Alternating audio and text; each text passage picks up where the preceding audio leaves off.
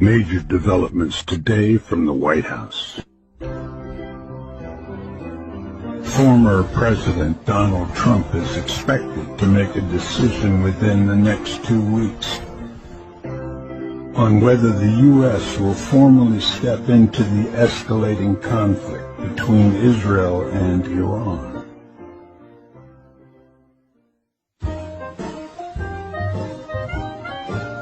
While current President Biden has remained quiet, Trump, who's still actively influencing global policy, has been in closed-door meetings with military advisors.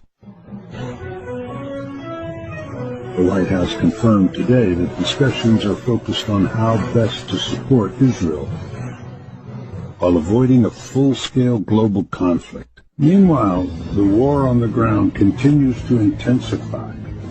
Dozens of Israeli civilians were injured in the latest barrage of missile attacks from Iran. Sources say Trump is weighing several options, from sending air defense systems to launching a targeted strike on Iran's nuclear sites. But critics warn a single misstep could trigger World War III. So what happens next?